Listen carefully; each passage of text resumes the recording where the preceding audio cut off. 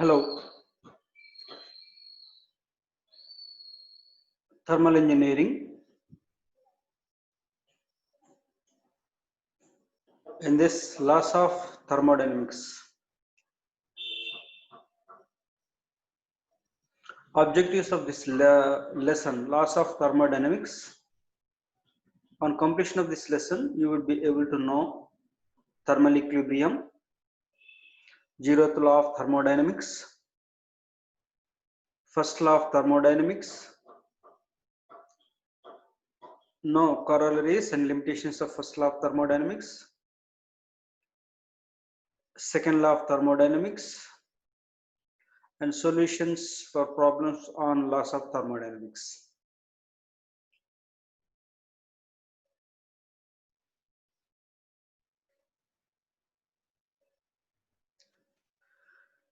First of all, thermodynamics or thermal engineering, as we are already completed this thermal engineering and thermodynamics.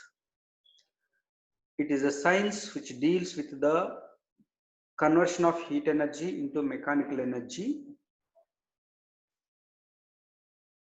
study of properties of a system is known as thermodynamics. The study of properties of a thermodynamic or the system is known as thermodynamics, and the application of scientific principles, that means thermodynamic principles, is known as thermal engineering. Laws of thermodynamics. The conversion of heat energy into mechanical energy. Energy transaction is generally based on certain laws. That means the conversion of heat energy into mechanical energy, that is mechanical energy, nothing but the work energy. This conversion is generally based on certain laws. These are known as laws of thermodynamics.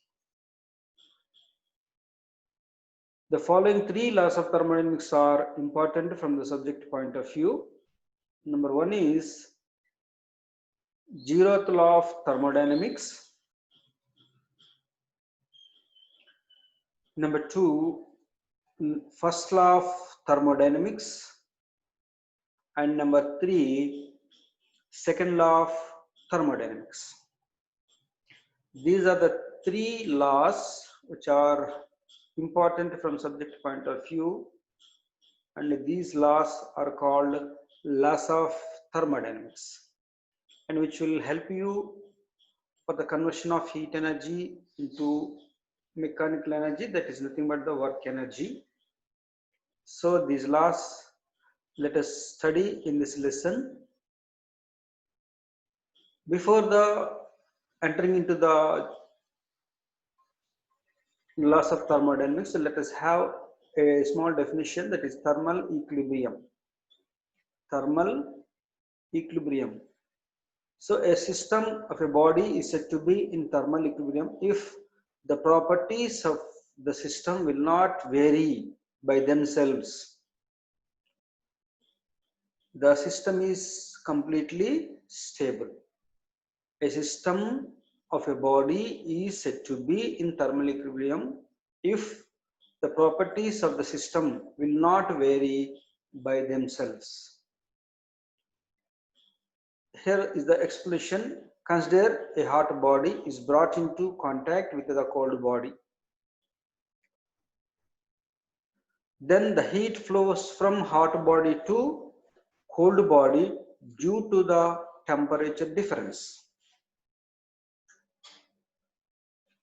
The heat flow stops.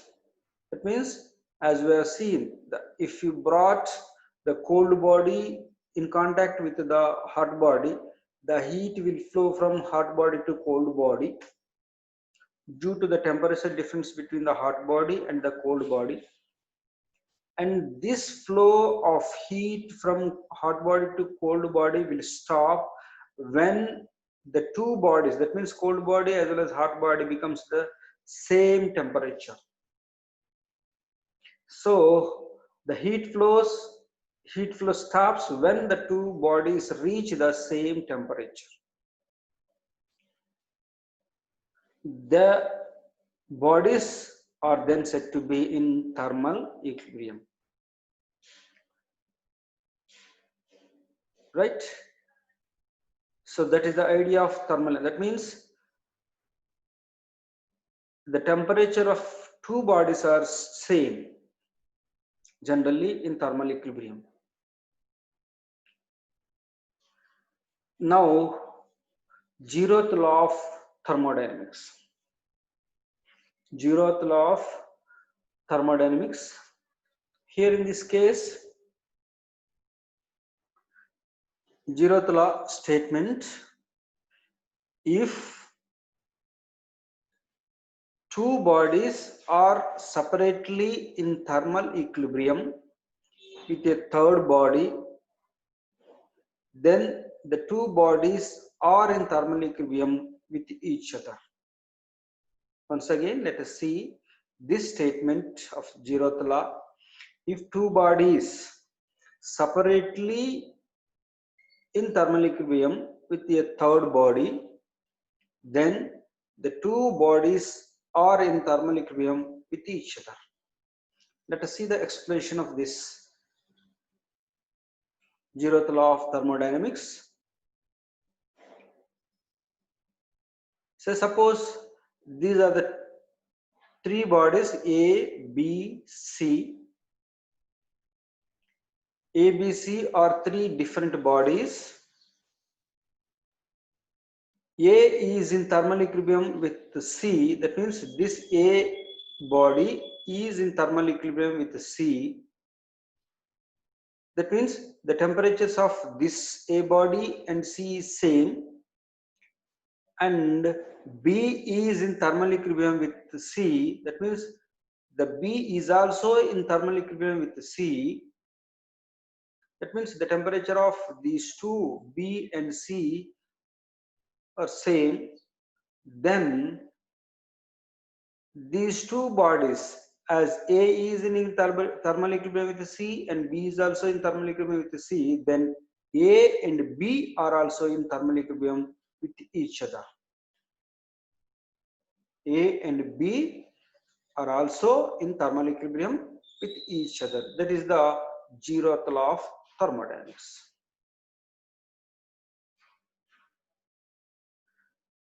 From this, zeroth law implies that the bodies A, B, and C will be at the same temperature. Therefore, the zeroth law of thermodynamics, the property called temperature is derived. With this zeroth law, we are going to derive the temperature. That means it will help you to derive the temperature property.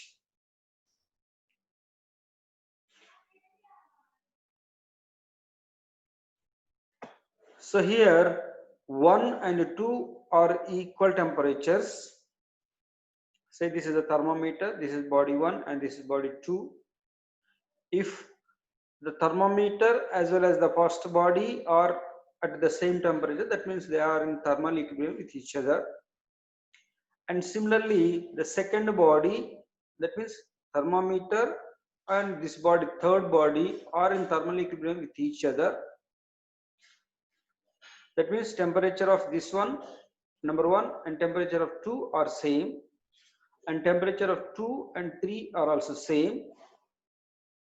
Then 1 and 3 are also in having the same temperature. That means T1 is also equal to T3. That means T1 is equal to T2 and T2 is also equal to T3. Then T3 is equal to T1.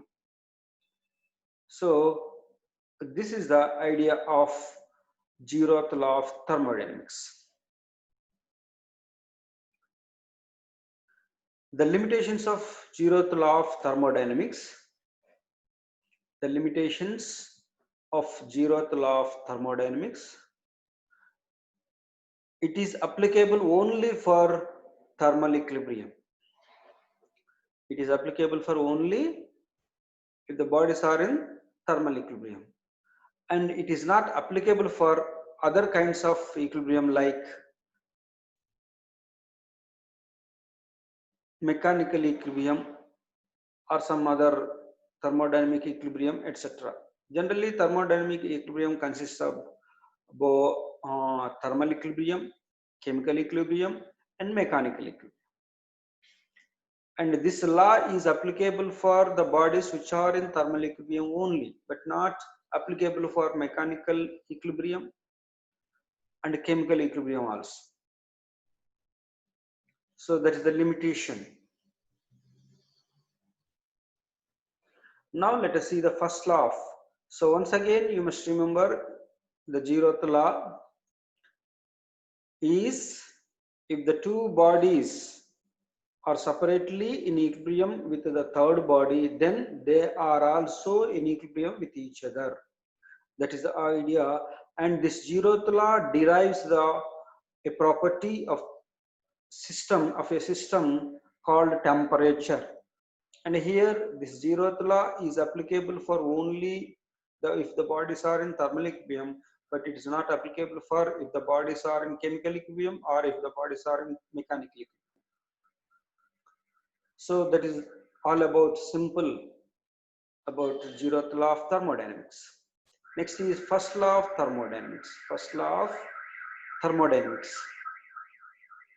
First law of thermodynamics is concerned with the conservation of energy.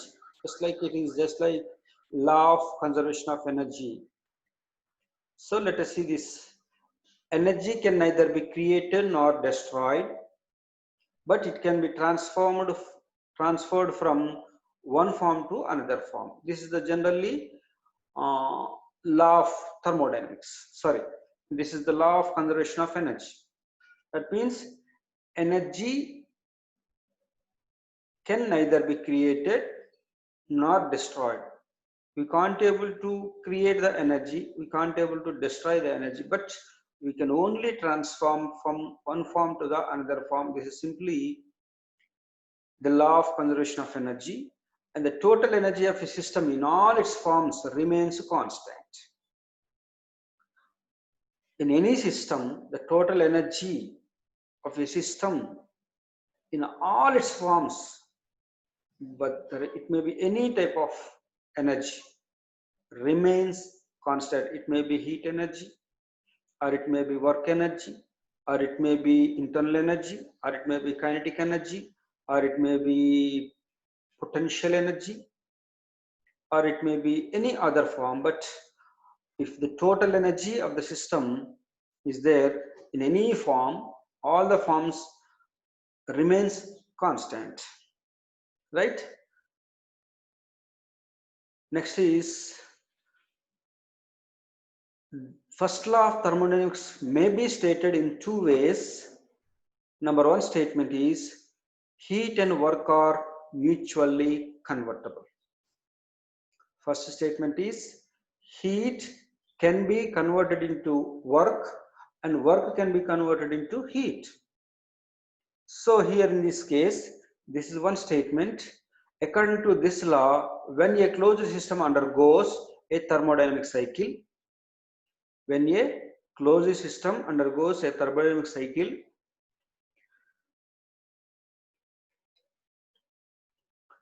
the net heat transfer is equal to net work transfer. According to this law, first statement of first law of thermodynamics, heat and work are mutually convertible. According to this statement, for a closed system undergoing a thermodynamic cycle, then heat transfer is equal to net work transfer. In other words, the cyclic integral of heat transfer is equal to cyclic integral of work transfer. So this we must remember. Next is, so here cyclic integral of dq, where dq is the heat network heat transfer, and cyclic integral of dw, that is work transfer, network transfer. That means for a thermodynamic cycle, net heat transfer is equal to network transfer, or you can say cyclic integral of dq is equal to cyclic integral of dw, where dq, cyclic integral of dq is nothing but the net heat transfer, and the cyclic integral of dw is nothing but the net work transfer. So as for the first statement of thermodynamics, the heat and work are mutually convertible. This will be the first closed system. Cyclic integral of dq is equal to cyclic integral of dw. Both forms of energy being expressed in the same units. Statement 2. In the previous statement is both are mutually convertible. That is, heat and work are mutually convertible. And the second statement, when the system undergoes a change of state or process, then both heat and heat transfer and work transfer takes place. The net energy transferred is stored within the system. When the system undergoes a change of state or the process, then both heat transfer and work transfer takes place. The net energy transferred is stored within the system. The net energy transfer means heat energy minus work energy. So with this statement we can define the internal energy. So let us see. First law of thermodynamics. Mathematically, dq minus dw, which is nothing but the net heat transfer, is equal to net energy stored within the system itself. That is dE. dq minus dw is equal to dE. On integrating the above expression for the change of state from 1 to 2, on integrating the above expression, this expression for the change of state from 1 to 2, we have q1 to 2. That means sum of the heat transfer, net heat transfer, minus sum of the work transfer 1 to 2 is equal to this energy, net energy stored within the system itself, that is E2 minus E1. So for a change of state or the process, Q minus Q1 to 2 minus Q1 to W1 to 2 equal to E2 minus E1, where Q1 to 2 is nothing but the heat transfer the system during the process from state 1 to heat transferred by the system or to the system during the process from state 1 to state 2. And W1 to 2 is the work done by the system or on the system on the surrounding during the process.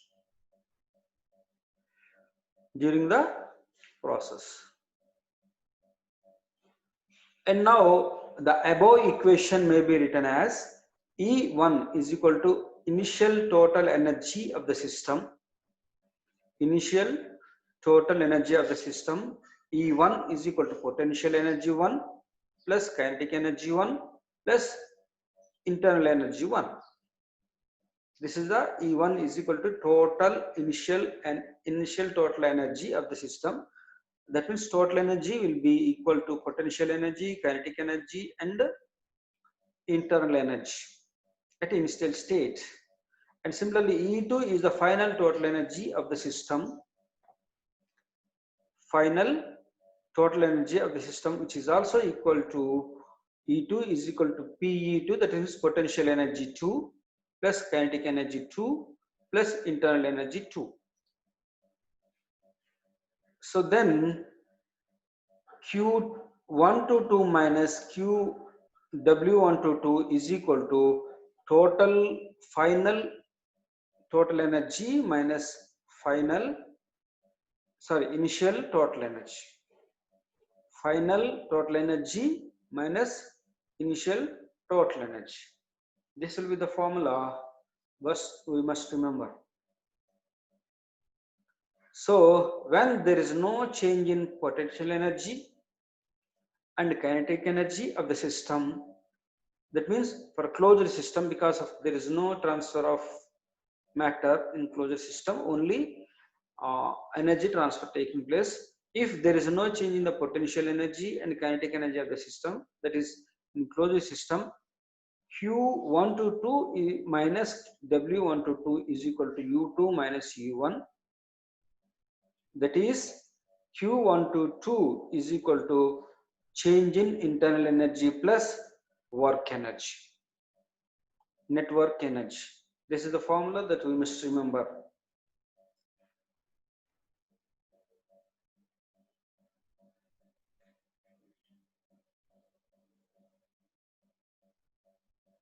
So right, so the above formula is called non-flow energy equation. This formula is for if the system goes under a process or change of state, and this formula is for non-flow energy equation, NFEE, right? And corollaries of first law. Corollaries of first law for isolated system. For isolated system, there is no transfer of energy into or out of the system, and there is no transfer of matter into or out of the system. That means it will be work transfer will be 0 in this case, and the heat transfer is also equal to 0. So for isolated system, Q and W are 0, and there is no change in internal energy. That means change in internal energy is 0 because there is no transfer of any form of energy. Thus, internal energy of an isolated system is constant. Internal energy of an isolated system is constant. This is one corollary. And second is the differences between heat supplied and work done during a non-flow process results in change in the property of the closed system is referred as internal energy. The difference between heat supplied and work done during a non-flow process results in a change in the property, that is for the closed system of the closed system is referred as internal energy. That is change in internal energy. And then third one is a perpetual motion machine of first kind, PMM1. A perpetual motion machine of first kind is impossible. A device that will deliver work continuously without input is called PMM1. That means perpetual motion machine of first kind. Once again, let us see this PMM1, a device which will deliver continuously without input. As without input, no one will deliver continuously the work. That means it is impossible. So a device, perpetual motion machine of a first kind is impossible. That is a device that will deliver continuously without input is called perpetual motion machine of first kind. These are the three corollaries. Number one is for isolated system, internal energy, change in internal energy is constant, and the difference of heat transfer and work transfer will result a property that is called internal energy. And the third one is the perpetual motion machine of first kind, that is a device which will deliver work continuously without any input is called PMM1. And the limitations of first law of thermodynamics. What are the limitations? So it does not specify the direction of flow of heat and work. Simply it says that in first one the heat and work are mutually convertible. It means they will be converted either from to this side, or it means heat to work or work to heat, but it will not specifying the direction of flow, whether it is flowing from heat to work or work to heat. It is not specifying. That is the limitation of first law. And next is, in practice, it is possible to convert complete work into heat, but only part of heat converted to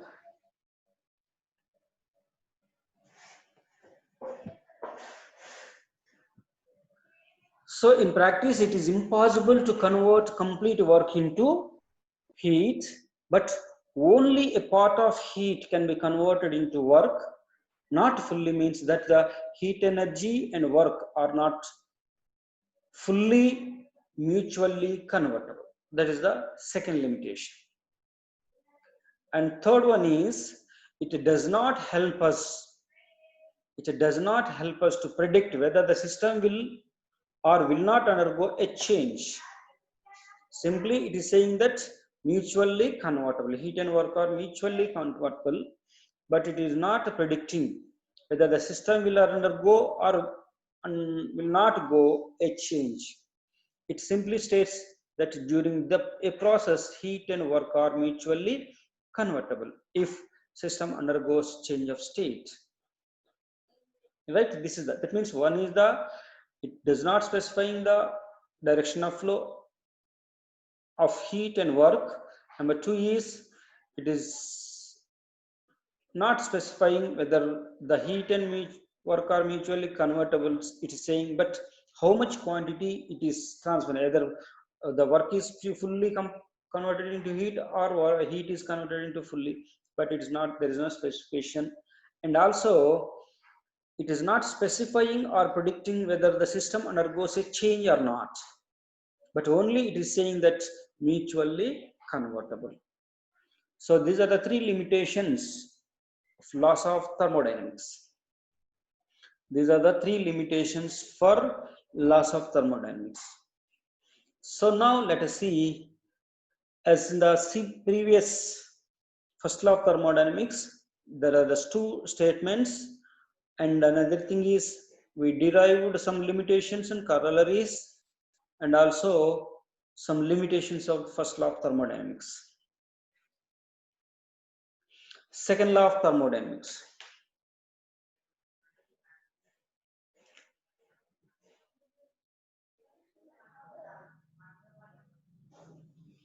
The limitations of first law, as we have just discussed, it is not saying that whether the heat is converted into work or work is converted into heat. Number one. Number two limitation is how much quantity of heat is converted, or how much amount of work is converted into heat. There is no specific. And also it is not specifying whether the system is undergoing a change of state or not. So these limitations of first law gives rise to second law of thermodynamics. And what are the limitations we have seen in the previous? Those limitations will give rise to other law, that is second law of thermodynamics. An important aspect of the second law is its application to heat engine cycle. Its application to heat engine cycle. Heat engine cycle, before going into the second law of thermodynamics, heat engine cycle. A heat engine cycle is a series of process during which there is a net heat flow to the system and net work delivered to the surroundings. The system or device which execute this cycle is called heat engine. A heat engine cycle is a series of process during which there is a net heat flow to the system and net work delivered to the surrounding. That means work delivered to the surroundings. The system or device which execute this cycle is called heat engine cycle. The performance of the cycle, that means heat engine cycle, is represented by the term thermal efficiency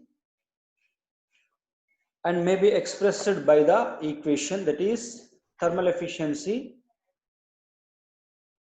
is equal to net work by heat supplied. Net work by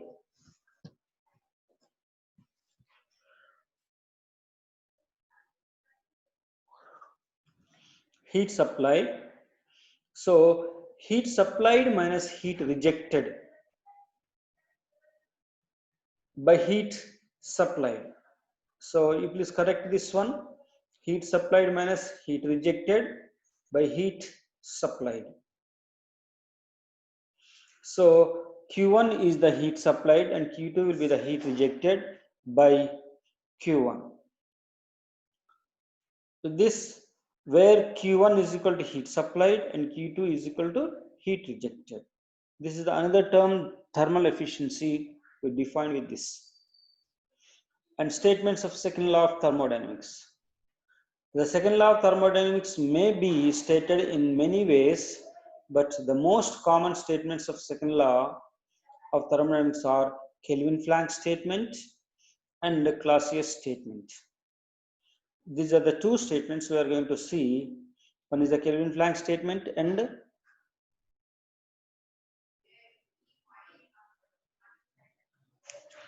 Clausius statement. First of all, let us see the Kelvin-Planck statement. As per this statement, it states that it is impossible to construct an engine. It is impossible to construct an engine working on a cyclic process whose sole purpose is to convert all the heat supplied to it into equivalent amount of work. Whose sole purpose is to convert all the heat supplied to it into equivalent amount of work. That means here the total energy heat energy supplied to the system is converted into work energy. Actually, this is very highly impossible. Complete conversion of heat into complete work is impossible. The statement says like this. So, in other words, no actual heat engine working on a cyclic process can convert whole of the heat supplied to it into mechanical work. No actual engine working on a cyclic process can convert whole of the heat supplied to it into mechanical work. This is the statement, Kelvin-Planck statement. So, a heat engine which violates this statement, of the second law of thermodynamics, a heat engine which converts the whole of the heat energy into mechanical energy or mechanical work, is known as perpetual motion of second kind or 100% efficient machine, which is impossible to obtain in actual practice. That means thermal efficiency is equal to work done by heat supplied. If the work done is same as the heat supplied, the efficiency will become 100%, which is highly impossible. That means if any machine or a device which violates the Kelvin-Planck statement, that means which converts the total heat supplied into work delivered, is impossible practically. If it is happening, that will be the perpetual motion machine of second kind, right? So PMM2.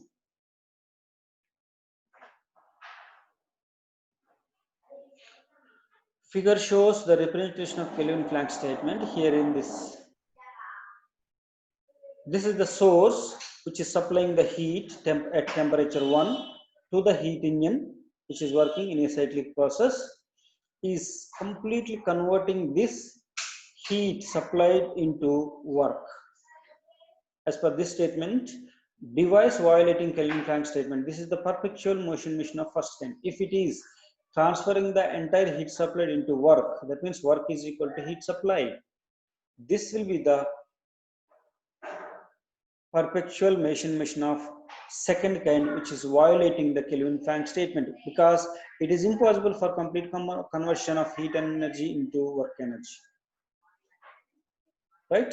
So PMM2, that means there is no heat rejection to the surroundings, but it is highly impossible. As per the statement of Kelvin-Planck, here is the source which will supply the heat energy Q1, which is at temperature 1, and it is supplying heat energy 1 to the heat engine cycle, and this is doing some part, that means whatever the heat supplied is utilized and will be converted into work, some part, and some part of heat is delivered to the outside or surroundings or sink, to the sink, that means which is at temperature 2, say let it be the surroundings. So whatever the heat is supplied will be splitting into work as well as heat rejection. This is the device that satisfying the Kelvin-Planck statement, that is heat engine. So it is the source at temperature 1, it is the sink at temperature 2, which is receiving from the energy. That means heat engine, from heat engine it is receiving the energy, that means heat energy. So that means Q1 is equal to Q2 plus W, or W work done is equal to Q1 minus Q2. That means heat supplied minus heat rejected. This will satisfy the Kelvin-Planck statement, whereas this is violating the Kelvin-Planck statement. That's why this is the perpetual motion machine of second kind, and this is the actual heat engine.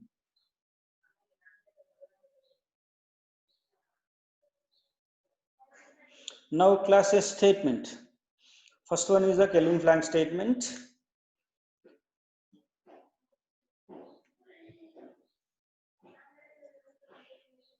So as per the class S statement, for second law, it is impossible to construct a device.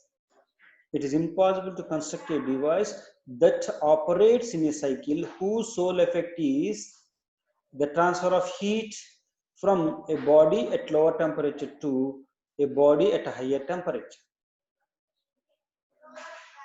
It is impossible to construct a device that operates in a cycle whose sole effect is to transfer of heat energy from a body at lower temperature to a body with a higher temperature.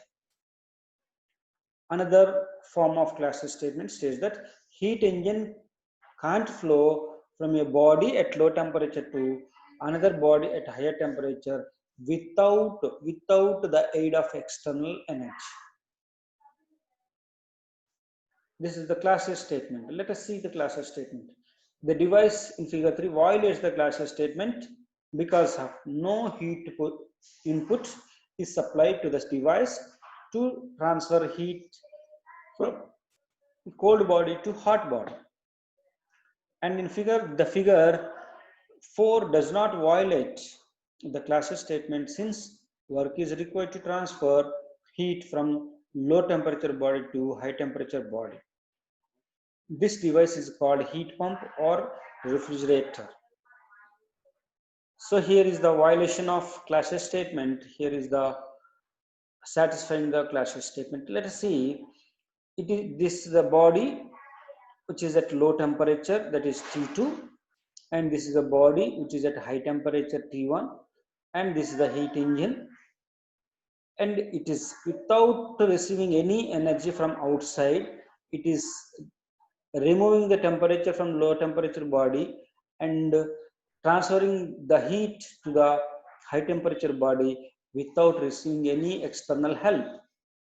That means as per the class S statement, this is the violation of class S statement. Whereas in this case, if you see, this is a low temperature body which is supplying heat energy to this engine, heat engine, and heat engine receiving the energy from external source, that means work from the external source, and this will pump the heat to the high temperature body.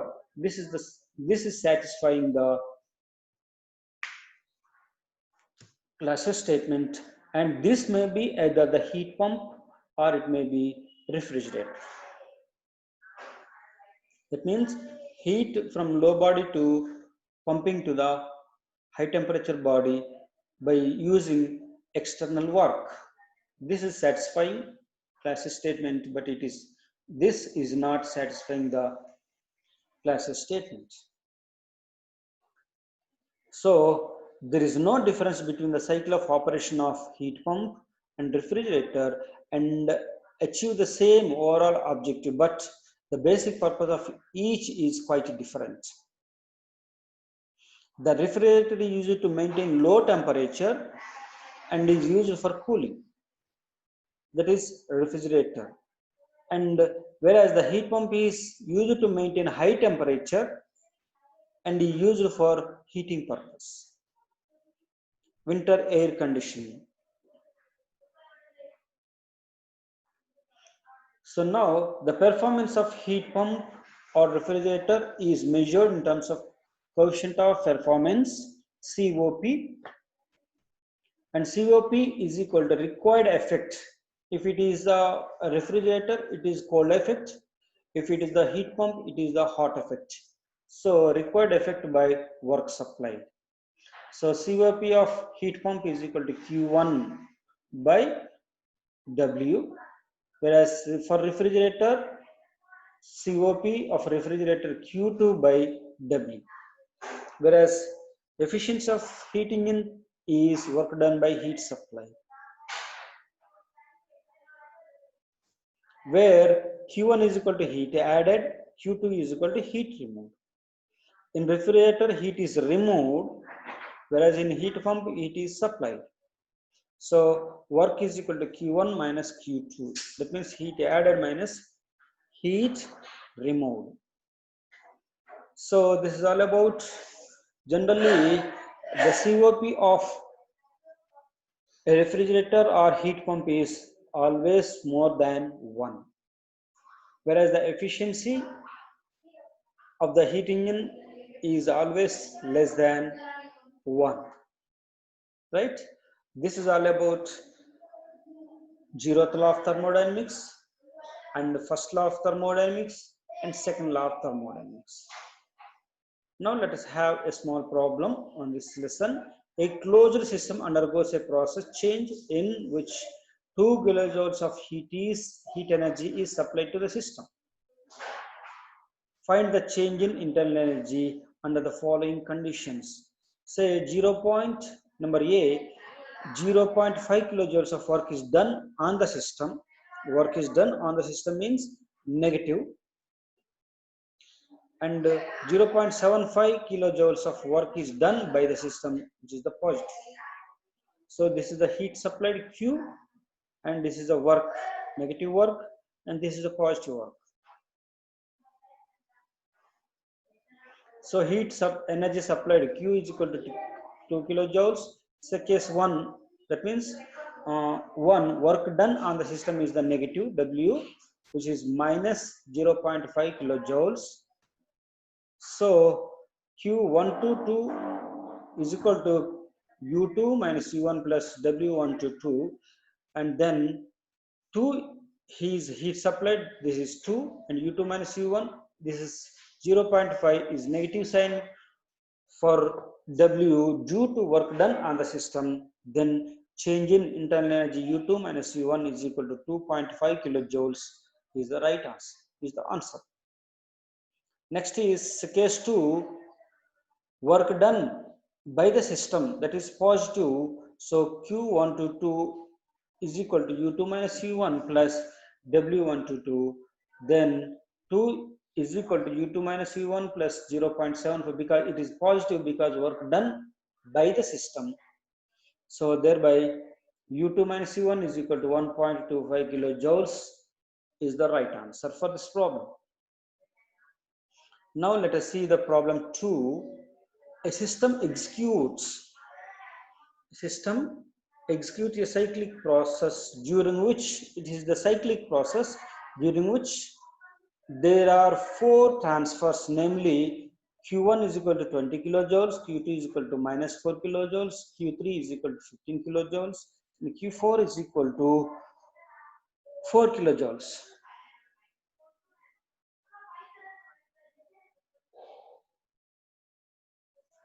At 4 points, the work is done, 3 of which are W1 306 kilojoules, W2 is equal to minus 2.6 kilojoules, and W3 is equal to 4 kilojoules. What is the fourth quantity of work done?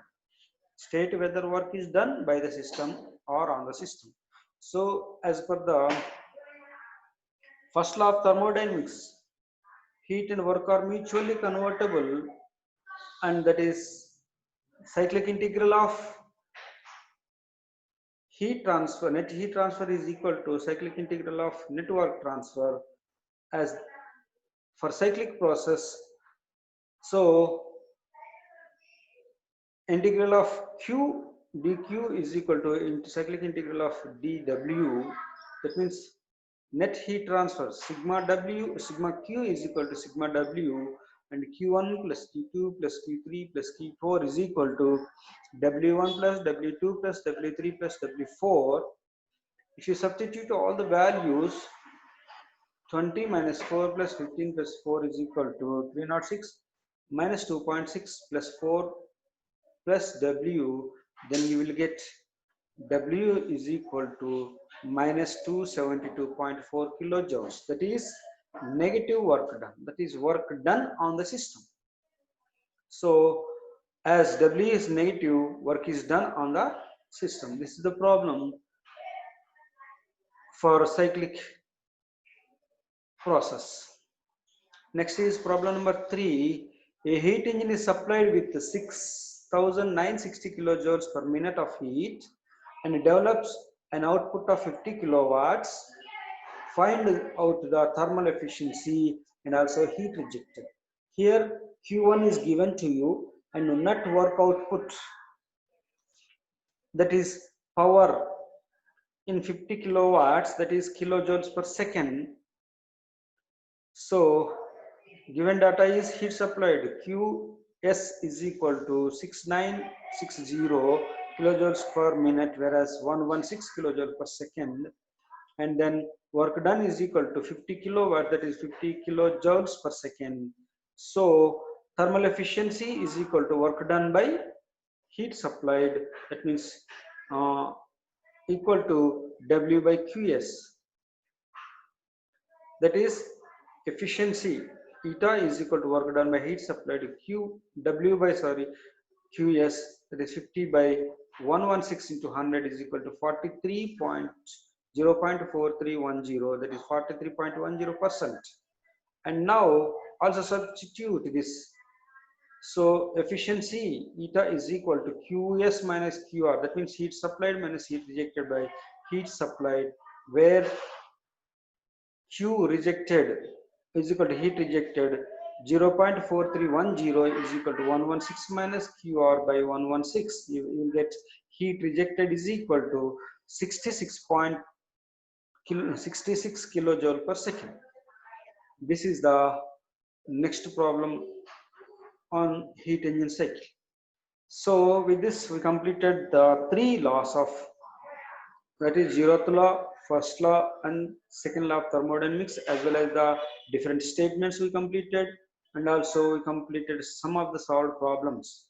So in this lesson we have discussed about thermal equilibrium, zeroth law of thermodynamics, first law of thermodynamics, and known corollaries and limitations of first law of thermodynamics, and limitations of zeroth law also we completed, and known second law of thermodynamics we completed, definitions for refrigerator completed, definitions for heat pump is completed, heat engine cycle is heat engine also we completed, heat engine cycle is also completed, and some of the problems also completed.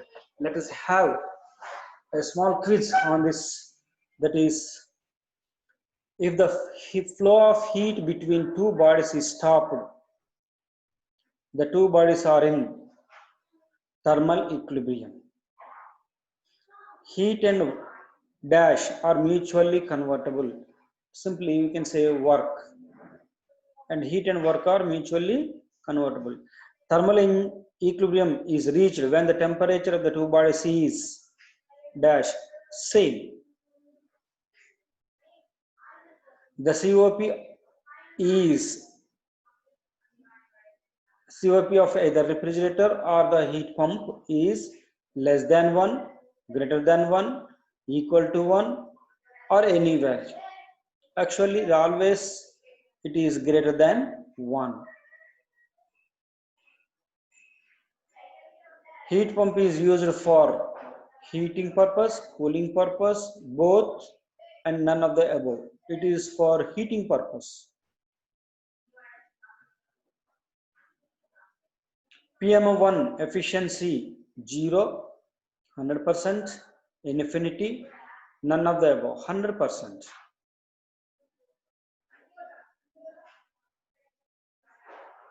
Infinity, sorry, it is actually 100%, it is not infinity. Wrong answer. PMM2 efficiency 0, 100%, infinity, and none of the above. 100%. Now let us have assignment for this. Heat engine develops an output of 15.5 kilowatts by receiving heat at 40 kilojoules per second. Calculate the thermal efficiency and the heat rejected by the engine. I think it is very easy problem. The last problem, solved problem we have seen already. A closed system is subjected to a process in which volume changes from 0.25 meter cube to 0.26 meter cube at a constant pressure of 370 kilopascals. The amount of heat received is 80 kilojoules. Determine work done, change in internal energy.